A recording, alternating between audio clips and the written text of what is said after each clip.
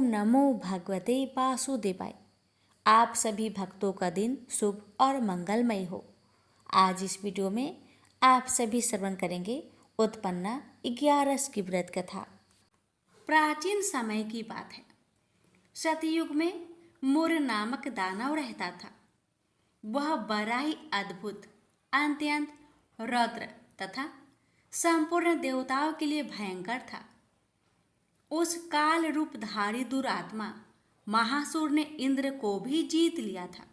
संपूर्ण देवता उससे परास्त होकर स्वर्ग से निकाले जा चुके थे और शंकित तथा भयभीत होकर पृथ्वी पर विचरा करते थे। एक दिन सब देवता महादेव जी के पास गए। वहां इंद्र ने भगवान शिव के आगे सारा हाल कह सुनाया।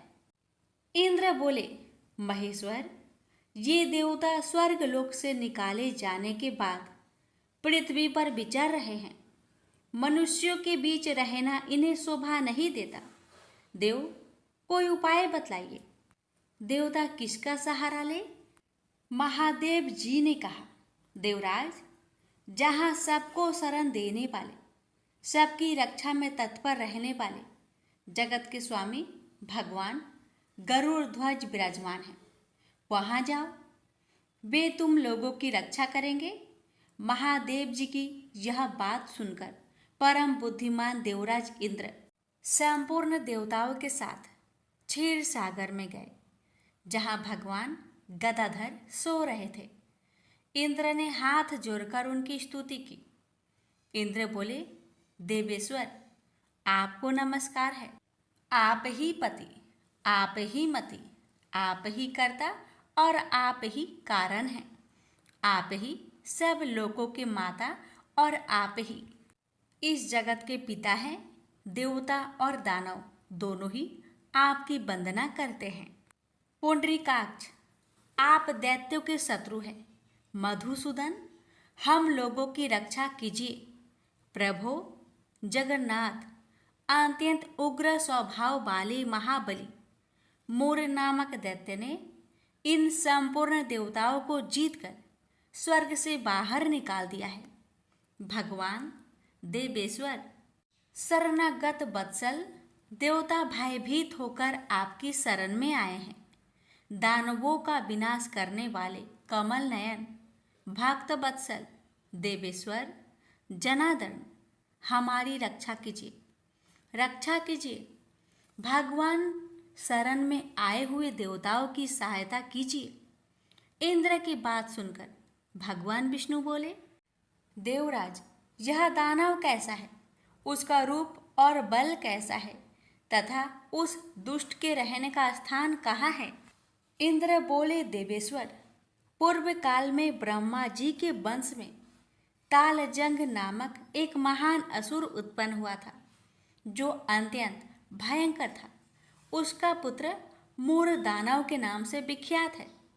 वह भी अत्यंत उत्कट, महापराक्रमी और देवताओं के लिए भयंकर है।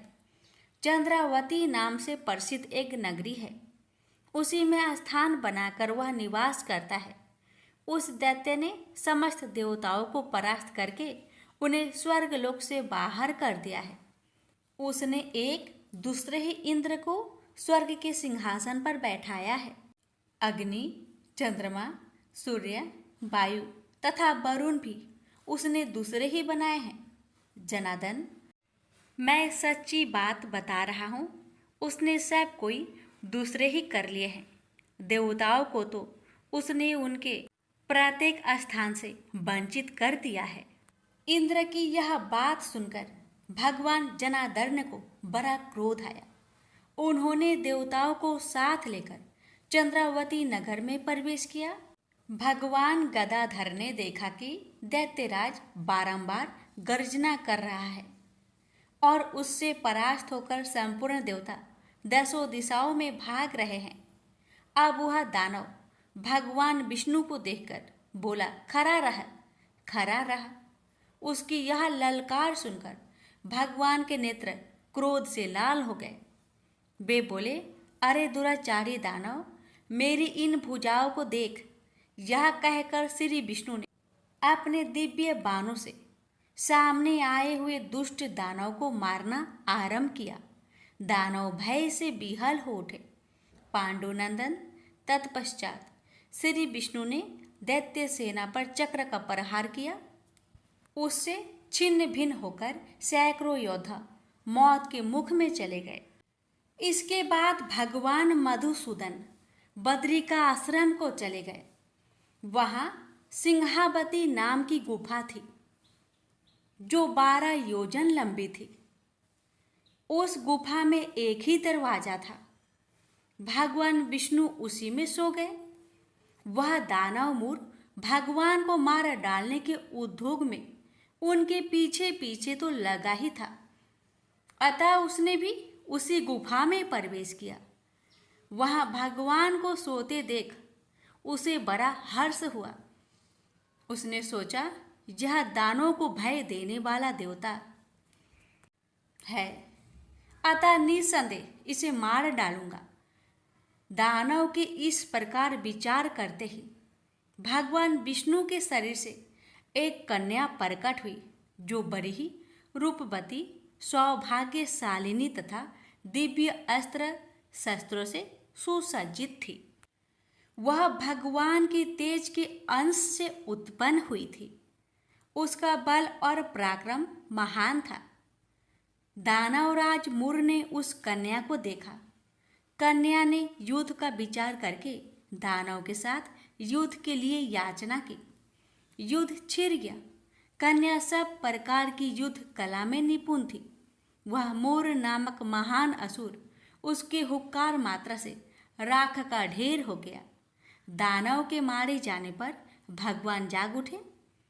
उन्होंने दानव को धरती पर इस प्रकार निष्प्राण पड़ा देखकर कन्या से पूछा, मेरा यह शत्रु अत्यंत उग्र और भयंकर था, किसने इसका वध किया है? कन्या बोली, स्वामिन, आपके ही प्रसाद से मैंने इस महादैत्य का वध किया है। श्री भगवान ने कहा, कल्याणी, तुम्हारे इस कर्म से तीनों लोकों के मुनि और देवता आनंदित हुए हैं। अतः तुम्हारे मन में जैसी इच्छा हो उसके अनुसार मुझसे कोई वर मांग लो। देव दुर्लभ होने पर भी वह वर मैं तुम्हें दूंगा, इसमें तनिक भी संदेह नहीं है। वह कन्या साक्षात एकादशी ही थी। उसने कहा, प्रभु, यदि आप प्रसन्न हैं तो मैं आपकी कृपा से सब तीर्थों में प्रधान, समस्त विघ्नों का नाश करने वाली तथा सब प्रकार की सिद्धि देने वाली देवी हूँ। जनार्दन, जो लोग आप में भक्ति रखते हुए मेरे दिन को उपवास करेंगे उन्हें सब प्रकार की सिद्धि प्राप्त हो। माधव, जो लोग उपवास, नक्त भोजन अथवा एक भुक्त करके मेरे व्रत का पालन करें उन्हें आप धन, धर्म और मोक्ष प्रदान कीजिए। श्री विष्णु बोले, कल्याणी, तुम जो कुछ कहती हो वह सब पूर्ण होगा। प्रेम से बोलिए, एकादशी माता की जय। एक लड़का सूट बूट पहनकर अपने ससुराल पत्नी को लेने जा रहा था। रास्ते में एक गाय कीचड़ में फंसी हुई थी। वह लड़के से कहने लगी कि बेटा, मैं कीचड़ में फंसी हूँ, मुझे हाथ देकर बाहर निकालो। वह कहने लगा, नहीं नहीं, यदि मैं कीचड़ में हाथ डालूंगा तो मेरे कपड़े गंदे हो जाएंगे। मुझे तो अपनी पत्नी को लेने ससुराल जाना है।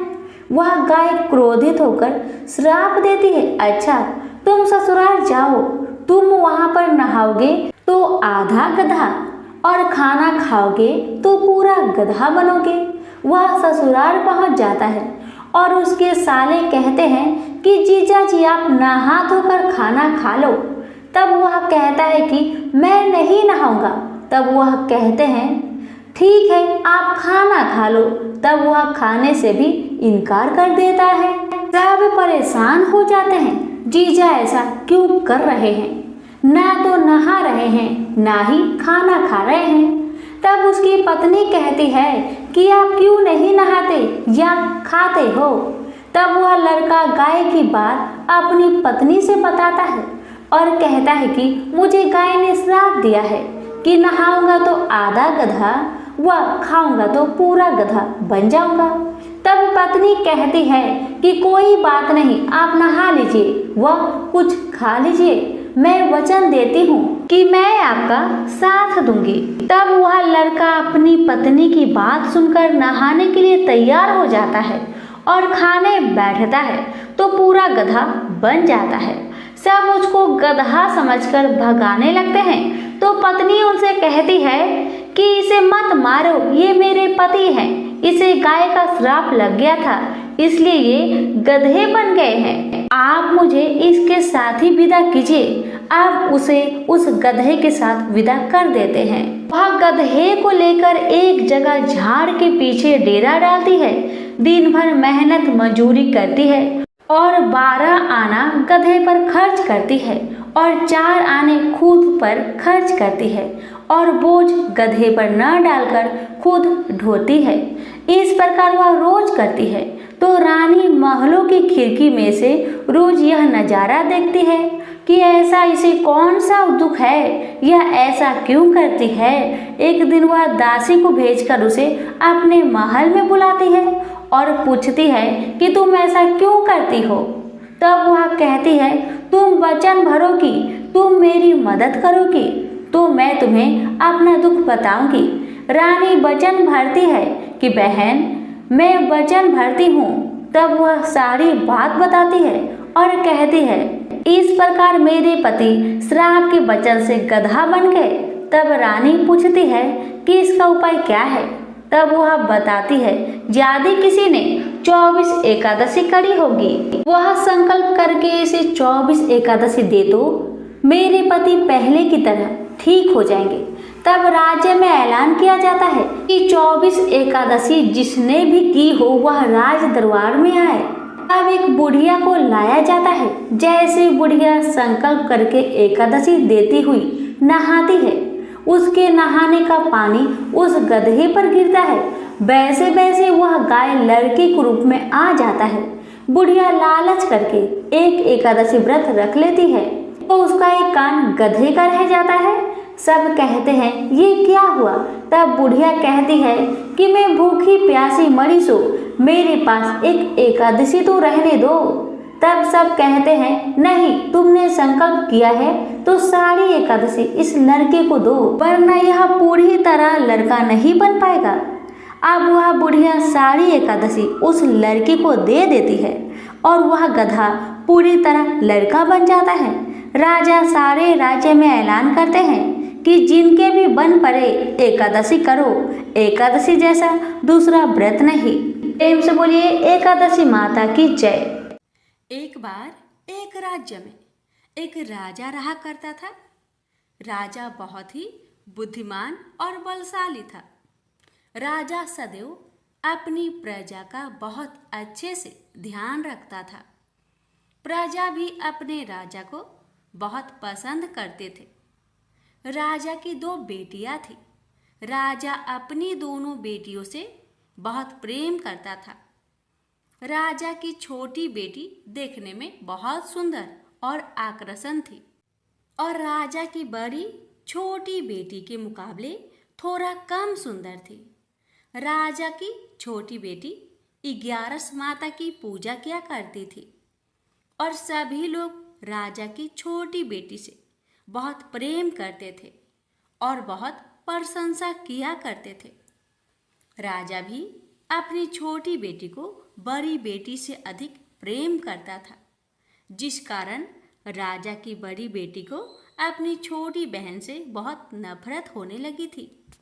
राजा की दोनों बेटियां जब बड़ी हो गई तब एक पड़ोस राज्य में रहने वाला राजकुमार राजा की बड़ी बेटी के लिए रिश्ता लेकर आया। लेकिन जैसे ही उस राजकुमार की नज़र राजा की छोटी बेटी पर पड़ी तो वह राजकुमार राजा की छोटी बेटी पर आकर्षक हो गया और उससे पहली नज़र में ही प्रेम कर बैठा। उस राजकुमार ने राजा की बड़ी बेटी के साथ विवाह करने से मना कर दिया और उसने राजा से कहा कि मैं आपकी छोटी बेटी से विवाह करना चाहता हूँ। जिसके बाद राजा की बड़ी बेटी यह देखकर अपनी छोटी बहन से बहुत क्रोधित हो गई और राजा की बड़ी बेटी ने अपनी छोटी बहन को अपना सबसे बड़ा दुश्मन मान लिया। राजा की बड़ी बेटी ने अपनी छोटी बहन से बदला लेने का निर्णय लिया, जिसके लिए उसने अपनी छोटी बहन को जान से मारने का प्लान बनाया। राजा की बड़ी बेटी ने अपनी छोटी बहन को मारने के लिए सबसे पहले एक लड्डू में जहर मिलाकर अपनी छोटी बहन को दे दिया और उसको लड्डू खाने के लिए कहा। लेकिन लड्डू खाने के बाद भी छोटी बहन को कुछ नहीं हुआ। बड़ी बहन यह देखकर बहुत आश्चर्यचकित हो गई, लेकिन बड़ी बहन ने हार नहीं मानी और उसने जब रात में छोटी बहन अपने कमरे में सो रही थी तब एक मटके में सांप रखकर उस कमरे में छोड़ दिया। लेकिन सांप भी छोटी बहन का कुछ नहीं कर पाया, जिसके बाद बड़ी बहन ने अपनी छोटी बहन से कहा कि चलो हम लोग कुएं में से पानी भरकर लाते हैं, जिसके लिए वह अपनी छोटी बहन को पानी भरने के बहाने कुएं के पास ले गई और उसने अपनी छोटी बहन को कुएं में धक्का दे दिया। लेकिन छोटी बहन को तब भी कुछ नहीं हुआ, क्योंकि हर बार 11 माता उसकी रक्षा कर रही थी और उधर बड़ी बहन अपने सारे प्रयासों के बाद असफल हो रही थी, जिससे वह बहुत क्रोधित होती जा रही थी। फिर उसने अपनी छोटी बहन के पास जाकर उससे खुद ही पूछा कि मेरी छोटी बहन, तुमको पता है भगवान ने सबकी मृत्यु एक निश्चित समय पर लिखी हुई है और कैसे तुम्हारी मृत्यु होगी, क्या यह तुम जानती हो? तब छोटी बहन ने अपनी बड़ी बहन को बताया कि हाँ, मैं तो जानती हूँ मेरी मृत्यु कैसे होगी। छोटी बहन से यह सुनकर बड़ी बहन मन ही मन बहुत प्रसन्न होने लगी और उसने अपनी छोटी बहन से कहा कि तो मुझे अपनी मृत्यु का राज बताओ। छोटी बहन ने अपनी बड़ी बहन से कहा कि मेरी मृत्यु तो एक तोते में है, जो तोते के गले में एक हार है, उससे मेरी मृत्यु होगी। जब कोई भी व्यक्ति तोते को मारकर वह हार अपने गले में पहनेगा तो मैं मूर्छित हो जाऊंगी, और जैसे ही उस हार को अपने गले से उतारेगा तो मैं वापस से जीवित हो जाऊंगी।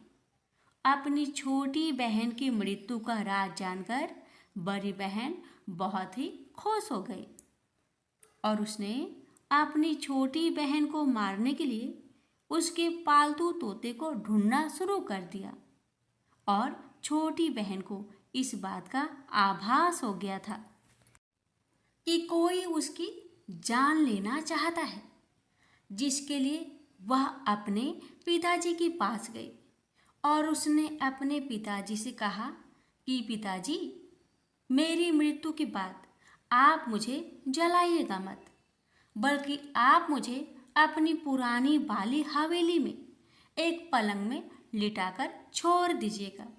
अपनी छोटी लड़की की यह बात सुनकर राजा बहुत आश्चर्यचकित हो गए। राजा ने अपनी छोटी बेटी से पूछा, बेटी, तुम ये क्या कह रही हो?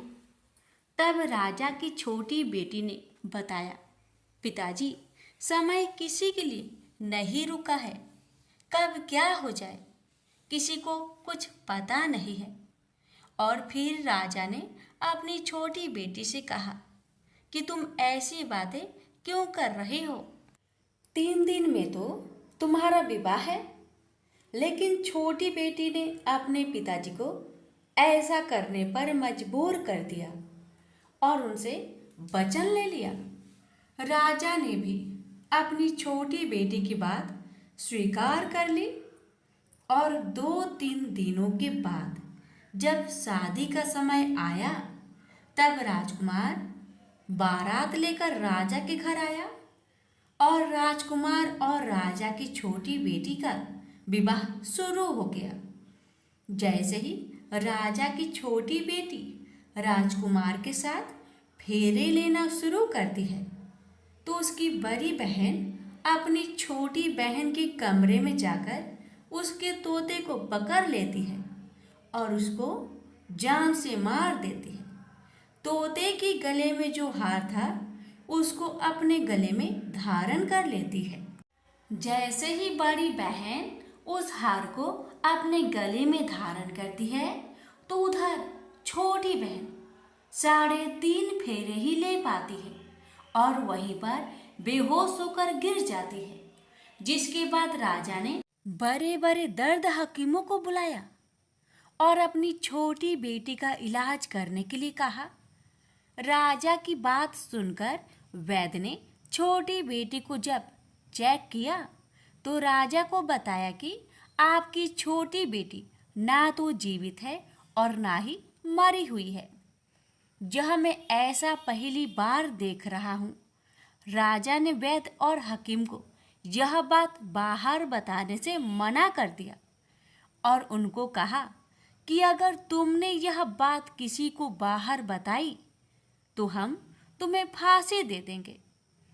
राजा ने अपनी छोटी बेटी को पुराने महल में ले जाकर एक पलंग में लिटा दिया और वहां पर कुछ सैनिक को तैनात कर दिया। वापस अपने महल पर आ गया। राजा की बड़ी बेटी अपने पिताजी के पास आई और कहने लगी कि पिताजी, अगर यह शादी संपन्न नहीं हुई तो आपकी इज्जत का क्या होगा? आप कहे तो आपकी इज्जत बचाने के लिए राजकुमार से शादी करने के लिए तैयार हूँ। जिसके बाद राजा ने अपनी बड़ी बेटी की बात मान ली और राजा ने बड़ी बेटी को छोटी बेटी की कपड़े पहनाकर मंडप पर भेज दिया। लेकिन राजकुमार यह जान गया कि यह राजा की छोटी बेटी नहीं बल्कि यह राजा की बड़ी बेटी है। लेकिन जब राजकुमार ने शादी करने से मना किया तो सभी लोगों ने राजकुमार को विवश करके राजा की बड़ी बेटी से बचे हुए फेरे को संपन्न करा दिया और विवाह करवा दिया। जिसके बाद राजकुमार राजा की बड़ी बेटी को अपने महल ले गया। राजकुमार राजा की बड़ी बेटी से ना तो बात करता था, न ही उसको पसंद करता था और ना ही उसके आसपास भटकता था। और राजकुमार ने यह फैसला लिया था कि वह अपनी प्रेमिका को ढूंढ कर रहेगा और यह जानकर रहेगा कि उसके साथ हुआ क्या है। एक दिन राजकुमार अपने घोड़े पर सवार होकर राजा के पुराने महल के पास पहुंच गया, जहां पर उसने कुछ सैनिकों को देखा। महल के पास पहुंचकर राजकुमार ने जब महल को ध्यान से देखा तो वह समझ गया कि यह तो हमारे ससुर जी का महल है। तब राजकुमार ने सैनिकों से पूछा, तुम लोग यहाँ क्या कर रहे हो और इस महल के अंदर उस पलंग में कौन लेटा है? जिसके बाद सैनिकों ने बताया कि जहाँ पर राजा की छोटी बेटी लेटी है। यह सुनकर राजकुमार बहुत प्रसन्न हो गया और वह तुरंत अपनी प्रेमिका के पास पहुंच गया और उसकी सेवा करने लगा। जैसे ही रात हुई तो राजा की छोटी बेटी उठकर खड़ी हो गई।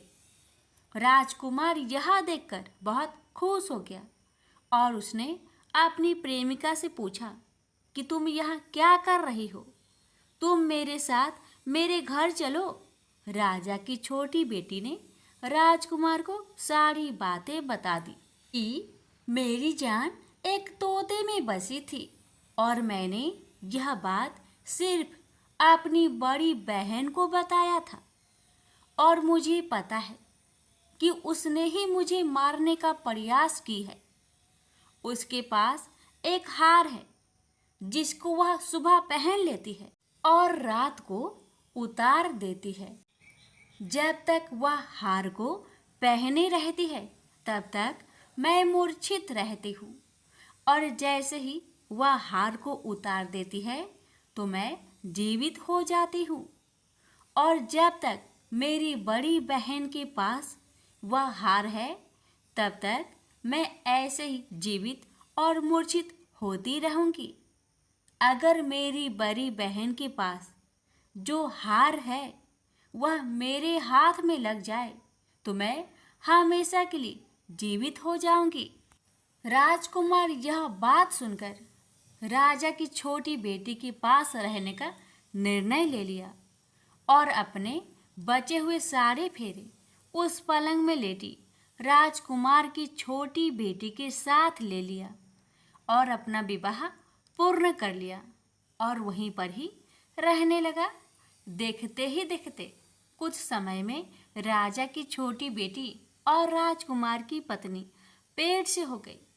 एक दिन राजकुमार को किसी काम से बाहर जाना पड़ा। तब छोटी बहन के पेट में बहुत तेज दर्द होने लगा, जिसके बाद उसने 11 माता का आह्वान किया। जिसके बाद वहां पर 11 माता प्रकट हुई और उन्होंने अपनी भक्तों के दर्द को दूर किया और एक पुत्र की प्राप्ति करवाई। और वहीं पर अचानक से राजकुमार भी आ गया।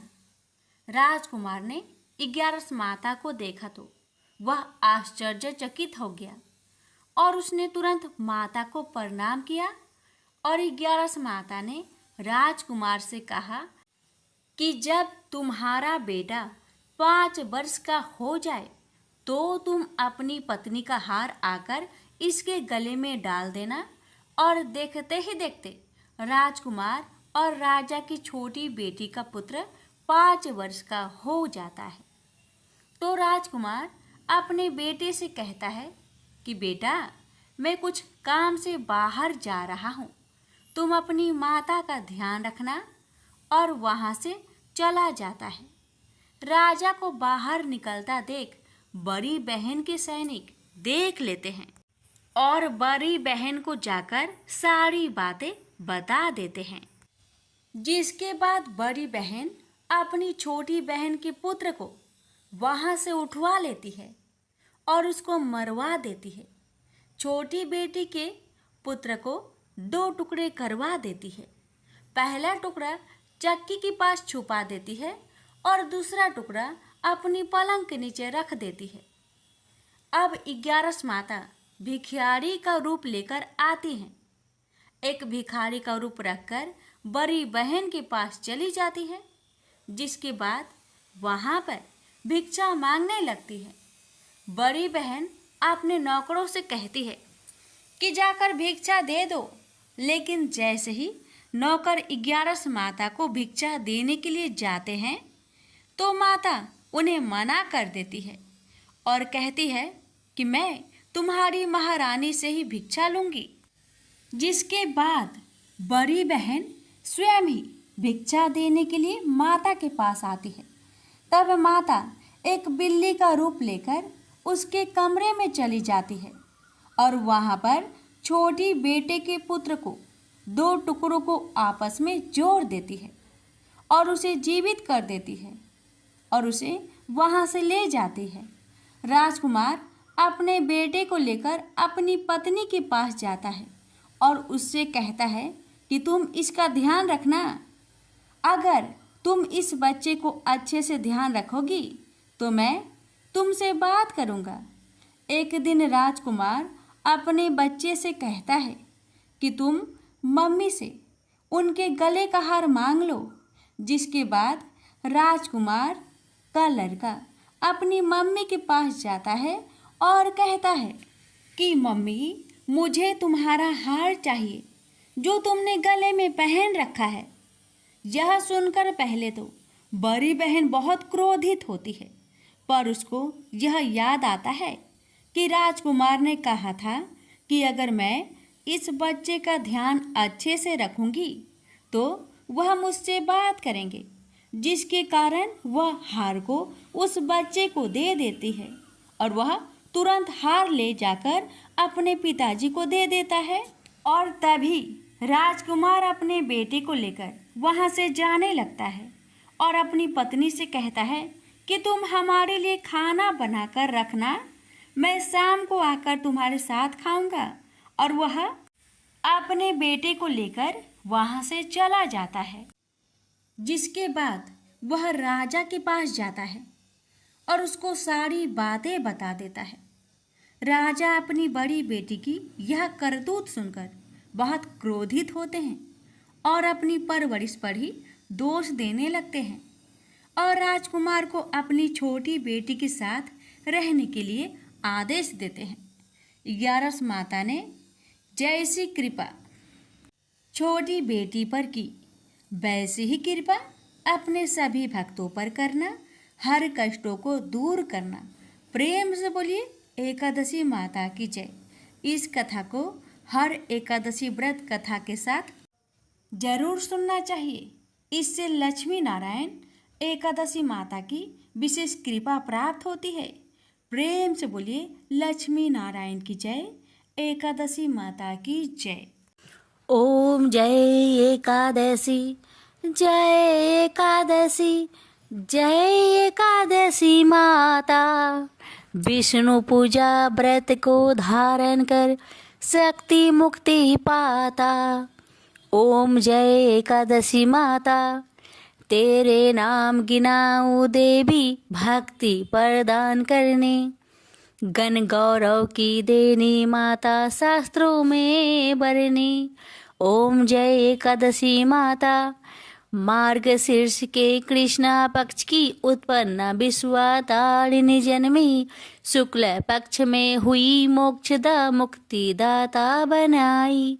ओम जय एकादशी माता, पौष के कृष्णा पक्ष की सफला नामक है, शुक्ल पक्ष में होए पुत्र दा आनंद अधिक रहे। ओम जय एकादशी माता, नाम सटटिला माघ मास में कृष्ण पक्ष आवे, शुक्ल पक्ष में जया कहावे, विजय सदा पावे। ओम जय एकादशी माता, विजया फाल्गुन कृष्ण पक्ष में शुक्ल आमल की, पाप मोचनी कृष्ण पक्ष में चैत्र महाबली की। ओम जय एकादशी माता, चैत्र शुक्ल में नाम कामदा धन देने वाली, नाम बरुथनी कृष्ण पक्ष में वैशाख महावाली। ओम जय एकादशी माता, शुक्ल पक्ष में होई मोहिनी, अपरा ज्येष्ठ कृष्ण पक्षी, नाम निर्जला सब सुख करने कृष्ण पक्ष रखी। ओम जय एकादशी माता, योगिनी नाम आषाढ़ में जानो कृष्ण पक्ष करनी, देव सैनी नाम कहायो शुक्ल पक्ष धरनी। ओम जय एकादशी माता, कामिका श्रावण मास में आवे कृष्ण पक्ष कहिए, श्रावण शुक्ल होए पवित्र आनंद से रहिए, सावन शुक्ल होए पवित्र आनंद से रहिए। ओम जय एकादशी माता, जा भाद्रपदे कृष्ण पक्ष की परिवर्तनी शुक्ला, इंद्रा आश्विन कृष्ण पक्ष में व्रत से भाव सागर निकला। ओम जय एकादशी माता, पापंकुशा है शुक्ला पक्ष में आप हरण हारी, रमा मास कार्तिक में आवे सुखदायक भारी। ओम जय एकादशी माता, देवोत्थानी शुक्ला पक्ष की दुख ना सके मैया, देवोत्थानी शुक्ला पक्ष की दुख ना सके मैया, पावन मास में करूँ विनती पार करो नैया, पावन मास में करूँ विनती पार करो नैया। ओम जय एकादशी माता, परमा कृष्ण पक्ष में होती जन मंगल करनी, परमा कृष्ण पक्ष में होती जन मंगल करनी, शुक्ल मास में होए पद्मिनी दुख दरिद्र हरनी, शुक्ल मास में होए पद्मिनी दुख दरिद्र हरनी। ओम जय एकादशी माता, जो कोई आरती एकादशी की भक्ति सहित गावे, जो कोई आरती एकादशी की भक्ति सहित गावे, जन गुरु दिता स्वर्ग कबासा निश्चय वह पावे, जन गुरु दिता स्वर्ग कबासा निश्चय वह पावे। ओम जय एकादशी माता, जय एकादशी माता, प्रेम से बोलिए एकादशी माता की जय।